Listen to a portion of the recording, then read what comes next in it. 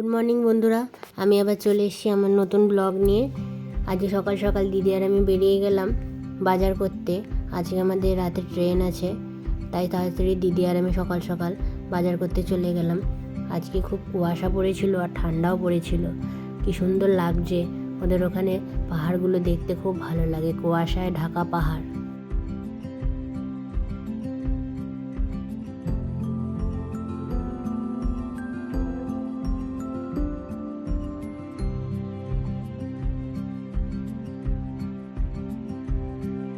পৌঁছে গেলাম মাছের বাজারে। দেখছে যে বিয়ের দিন আছে, প্রচুর খাসি কাটছে, আর এদিকে দিদি আর আমি মাছের দর করতে দাঁড়িয়ে পড়লাম।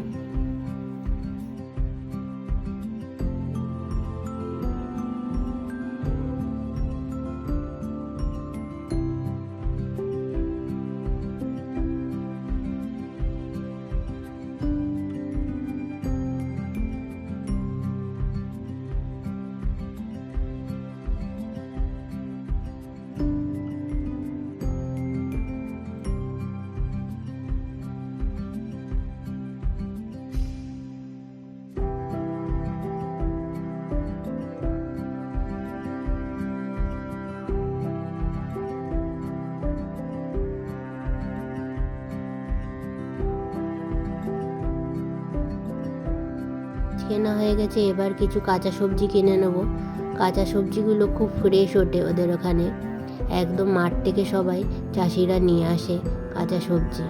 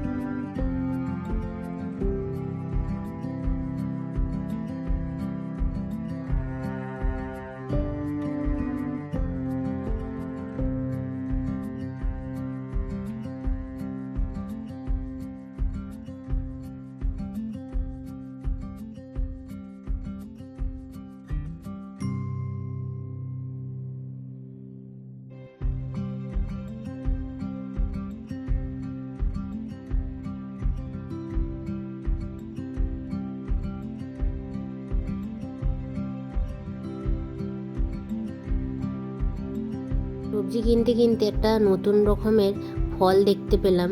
জানি না এটা কি ফল, আপনারা যদি জানেন তাহলে কমেন্টসে অবশ্যই জানাবেন।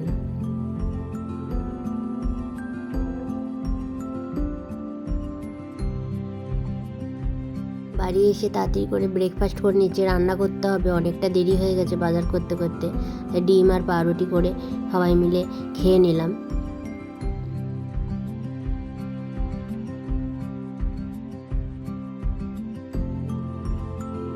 তারপরে দিদি আমাদের একটু কেক বানিয়ে দিচ্ছে, আর দেখুন আপনারা কিভাবে দিদি কেকটা বানাচ্ছে। আমরা বাড়ি চলে যাব, তাই দিদি বললো আমি কেক বানিয়ে দিই তোদের জন্য।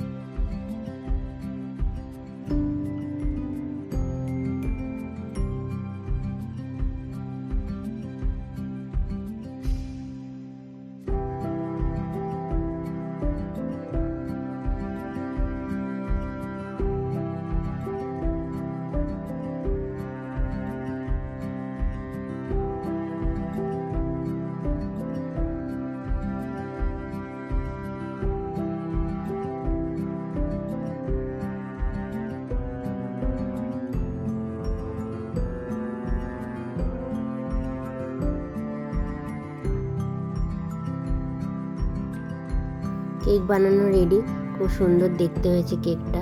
আর আমরা এদিকে ব্যাগ নিয়ে রেডি হয়ে গেছি। আমাদের ট্রেন একটু লেট আছে, তাই আমরা বসে ওয়েট করছি কখন ট্রেন আসবে। তাই ট্রেনের টাইম দিয়ে দিয়েছে, এবার আমরা বেরিয়ে পড়লাম। আবার দেখা হবে অনেক দিন পরে দিদির সাথে। তো রাত হয়ে গেছিলো অনেকটাই, তাই জামাইবাবু আমাদের ছাড়তে এলো। রাত্রে তেমন একটু ভিডিও করতে পারিনি, অনেক রাত হয়ে গেছিলো। তাই সকালবেলা উঠে আপনাদের দেখাচ্ছিলাম কি সুন্দর লাগছিল বাইরেটা। রাত্রে আমার খুব জ্বরও এসেছিল, এতটাই ঠান্ডা লেগে গেছিল। তারপরে বাড়ি পৌঁছে গেলাম আমি আমার মতন, আর মা ওদিকে চলে গেল হাওড়া থেকে। বিকালে একটু রাস্তায় বেরিয়েছিলাম, কিছু জিনিস কেনার ছিল। যেখানে শেষ করলাম, আবার পরে দেখা হবে।